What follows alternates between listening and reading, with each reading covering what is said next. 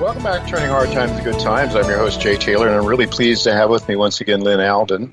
And you should go to lynalden.com, LYNALDEN.com, to take advantage of a lot of very excellent work that Lyn provides free of charge. She does have a service, a very reasonably priced service, I might add, for investors. So this is more of a macro service that's free of charge, but then she applies her insights into the macro stories to investing, and that's what she charges people for. But boy, I'll tell you, just to go to lynalden.com, there's a wealth of information from a macro perspective that I really find enjoyable and very helpful. So, Lyn, thanks for joining me again.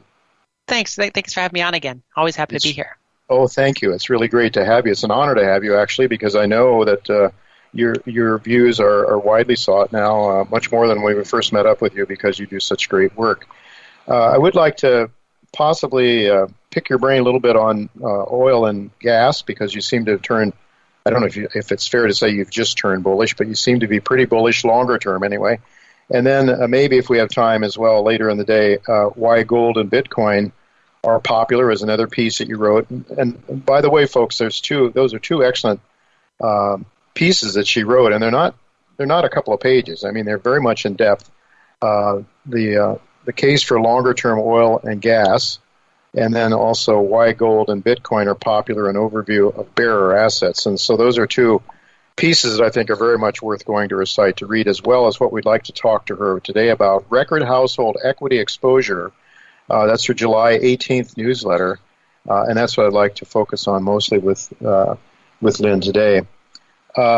Lyn, regarding household wealth, I think you mentioned in your latest report that it has grown over the years, over the longer term. I'm not sure what the time frame is, something like 4 times that of GDP.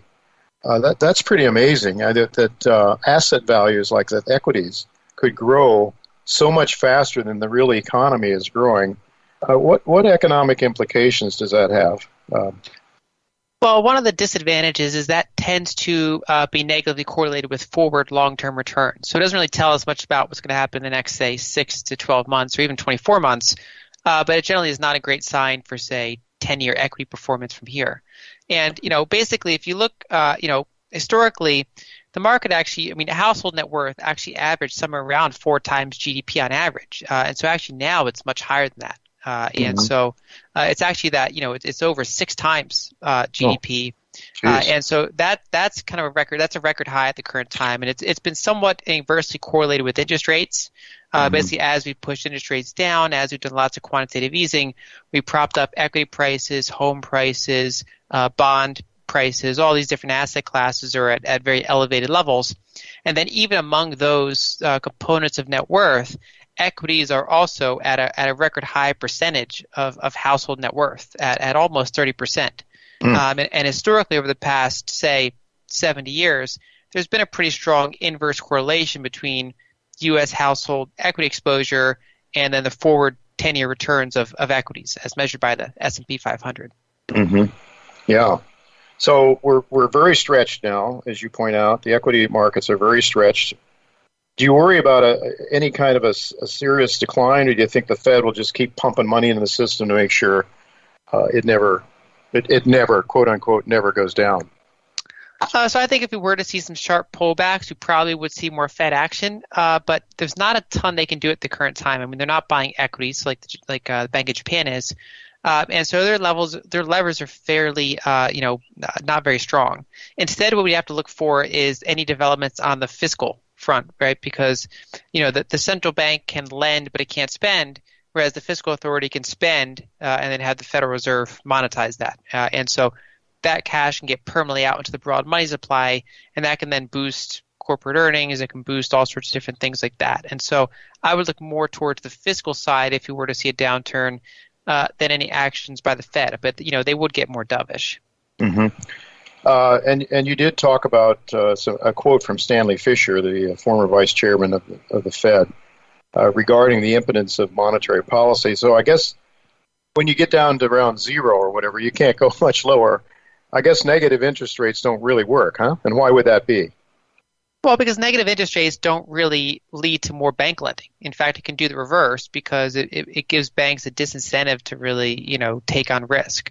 And it actually drains money out of the banking system. And so, basically, that Stanley Fischer, basically that was a BlackRock paper, and they had Stanley Fischer involved with it as an advisor.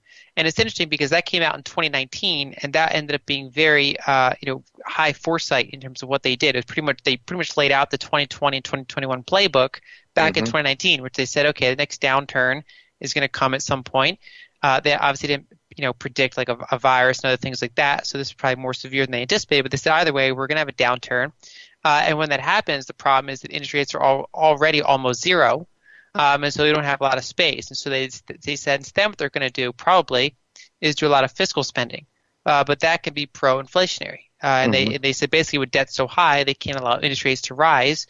And so they probably would have a policy of holding interest rates fairly low, basically coordinating between the central bank and the fiscal authority so that inflation runs hot. And it's basically, step by step exactly what we've seen over the 2 years since that paper was published. Yeah. But again, with interest rates or with suppressed interest rates, banks can't lend. There's no way to lend. They can't get the interest rates they need to cover their potential losses and make money. So is this why we're seeing money flowing in the reverse repo market, and where does that stand right now? Yeah, so I mean that's last I checked it was around $1 trillion. It varies day by day. Yeah. And the way I described it before is that in some ways it's the opposite situation of the repo spike of 2019, where in 2019 there were too many T-bills, not enough bank reserves, and so the Federal Reserve had to start monetizing those T-bills, although they didn't want to refer to it as such. And now they've done so much deficit monetization.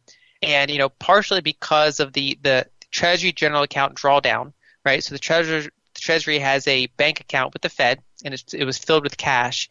And they wanted to get that back down to normal target. So it means they're spending more money on normal government, functions, and not really issuing the bonds to pay for that because they've already kind of prepaid for that by issuing bonds over the past year and a half. And so they're drawing down that cash reserve. And so all of that is flooding back into bank reserves. But they have various, SLR limitations about how much, assets they can hold. And so basically what we see is non-bank entities are then pushing that cash into the Fed. And so basically we have more reserves and the banking system knows what to do with. And there's actually pretty limited Treasury collateral at this point because the Fed has bought so much of it and the Treasury's not issuing too much of it. And that has been compounded by the fact that due to the debt ceiling, the Treasury has drawn down their cash reserves farther than they anticipated. So they've issued fewer Treasuries than they anticipated having to issue by this time. So are the banks getting an interest rate then? They're getting something, aren't they, from the Fed when they put their money there? Well, it's a lot, mainly that's non-bank entities, but yeah, that's closely tied to the banking system, and they are getting a very, very low interest rate. They're getting a few basis points, and that actually probably has, contributed to some of the strength in the dollar we've seen lately compared to other currencies, right? Because that's one of the tools that the Fed has used to try to prevent short-term interest rates from going into slightly negative territory, but it's a very minuscule interest rates they get in terms of profits. Lyn, we've seen this redistribution of wealth. I would argue it started with when we went off the gold standard in 71, very slowly at first, but certainly with the Fed not having its hands tied to create money from, once the gold standard was abandoned, it could create money and thereby finance government activities very dramatically. As I remember, I'm much older than you, remember the squeeze during the Vietnam War and Lyndon Johnson's Great Society program. None of the politicians wanted to tell Americans they had to increase their taxes to pay for those things. So the Treasury started going into debt, and then the other countries wanted their gold instead of dollars, and we slammed the window. Nixon slammed the gold window shut. But ever since then, you can see debt, federal debt, personal debt, all kinds of debt. We've grown this debt so much so, the federal debt, I don't think anybody believes it can be ever repaid, certainly not in meaningful dollars. So it seems to me that what's happened is we've had a redistribution of wealth from the middle class, the manufacturing class, to the government, people, the lawyers, the government, the people and corporations that supply the government with whether it's weapons or whatever the government buys. And then so we've seen this sort of the middle class declining, and we've seen the elite class getting richer and richer. Is this then this fiscal setup? Because actually, as you just point out, you can't really get money into the into the economy from the banks because of the low interest rates. So I guess the way to try to get money back into the middle class, maybe to stave off any kind of serious revolution or whatever, is just to send them money, I guess. That's what we're doing. And you expect a lot more of that. I mean, it'll partially depend on election outcomes and things like that. I mean, it's one of those things. There are different ways to try to correct, the imbalances we have in the system. For example, someone could, just as easily do payroll tax cuts, which are very good for the working class and middle class. That allows them to keep more of their paycheck. And it's essentially, basically a way to, help moderate the wealth concentration we've seen. Basically, it's one of those things, if you look at just the policies in place, I think we talked about it before in your show, that the structure of the petrodollar system has kind of forced these trade deficits. And so the United States has kind of hollowed out its industrial base and its middle class at a more rapid rate than most other developed countries. And so this it's a somewhat of a global problem, but it's more so a U.S. problem in this case. And so there are various levers they can pull, and it'll partially come down to what they'll get through the Senate. So right now, I mean, Democrats want to do a pretty large multi-trillion-dollar package. They have a little bit of dissension in their ranks, right? So they have a couple of moderates on board, and so they have a little bit of a gridlock in terms of getting that through. We also have to look forward to see what's going to happen with the 2022 elections, and those outcomes can certainly shape the magnitude and the type of any sort of fiscal spending that we can expect over the next few years. Yeah. And I understand there may be some issues in the House as well with moderate Democrats who are afraid of looking to 2022 and worried that if they climb on board with the more aggressive liberal policies, they may not make it. So we'll have to keep an eye on that. So it does depend a lot on the politics in the Senate. Republicans would tend to not want to spend as much and probably go the other route that you were suggesting, tax cuts. That's sort of way to do it. What do you think the odds are of tapering? Because the market seems to be, it's one of those things. It seems hard for me to see any kind of significant tapering. We've seen what happens when the Fed has tried to taper before, with interest rates somewhat higher than they are now. But what are your thoughts? You think it's going to happen? Any kind of significant winding back of federal purchases of securities? Well, it's funny because partially I don't even fully know if the Fed knows yet. And so, my base case over the past month is that they're getting ready to set the foundation for tapering, right? So they put in these two repo facilities that they don't need yet, but they anticipate needing in the future. Because right now they have the opposite problem. They have the reverse repo problem, but they actually, solidified these repo facilities that they haven't used for a while. And that's kind of anticipation of them winding down their treasury purchases. They also had a number of Fed officials come out and talk about the need of tapering. And, basically we also have obviously CPI of 5.4%. Rent inflation still picking up, even though other types of inflation have kind of rolled over. And so, a month ago I would have said that, tapering is probably pretty likely to at least be attempted either late this year or early next year. They started walking their remarks back a little bit in the past week because the Delta variant, kind of these re-lockdowns both in the U.S. and around the world. The Jackson Hole Symposium, was basically made into a virtual event because of that. And so we're actually going to get more clarity in 3 days at the Powell speech at the Jackson Hole Symposium. Yeah. That used to be when the market was kind of anticipating that they would, somewhat of a hawkish view, probably announce tapering.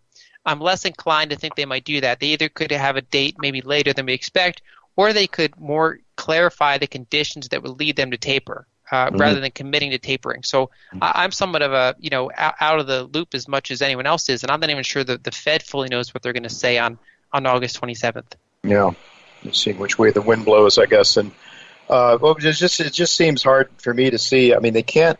What happens if we get a 2 or 3, even a 1 or 2% increase in interest rates? I mean, what's that do to the federal budget now? Especially, it's just growing dramatically.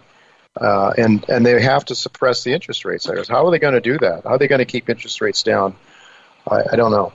Well, one of the unintuitive things is that when they stop doing QE, we don't know for sure what interest rates are going to do because historically, sometimes they can decline in that context because if you look at, for example, GDP growth, that peaked back in Q2 of this year, and now it's on the downtrend. So they would be tapering into a slowing U.S. economy.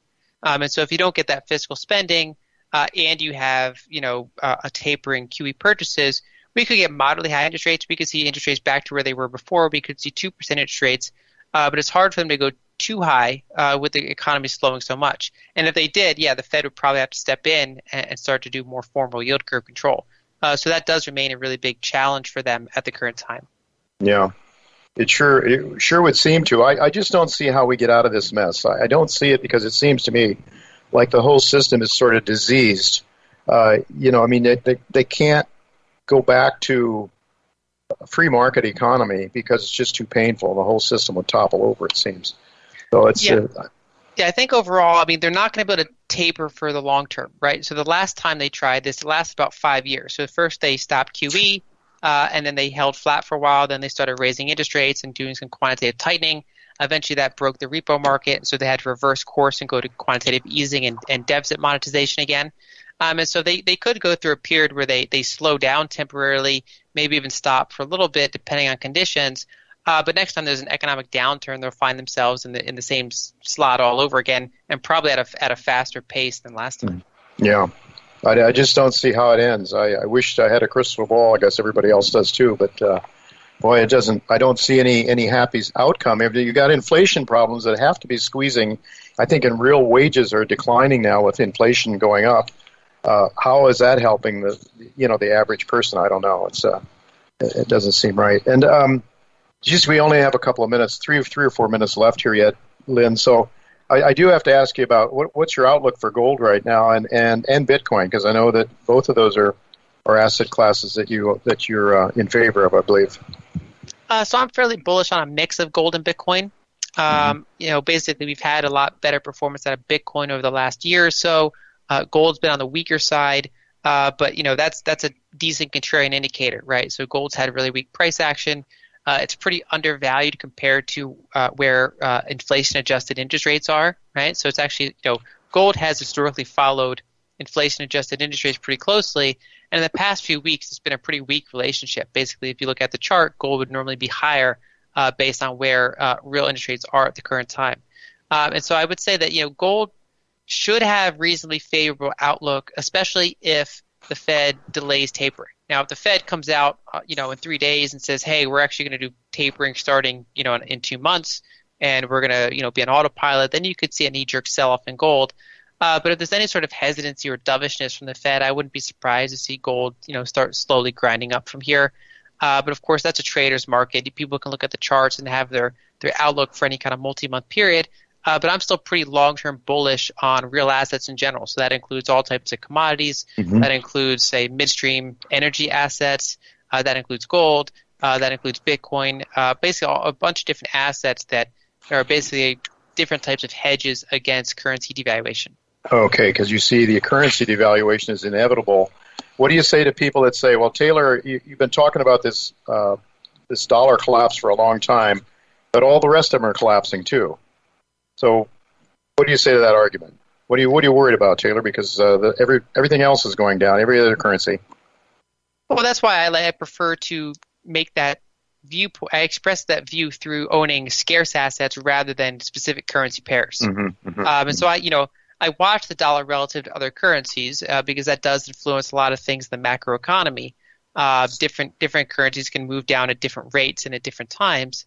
But the defense against the fact that most fiat currencies have negative inflation-adjusted rates is to own things that have some degree of scarcity, especially things that are out of favor at any given time. And so that's my overall kind of protection plan against the periods of currency devaluation. That doesn't mean I want to own zero cash, right? Because there could be examples where you have, say, deflationary shocks, liquidity problems, and a lot of assets go down and allow that rebalancing.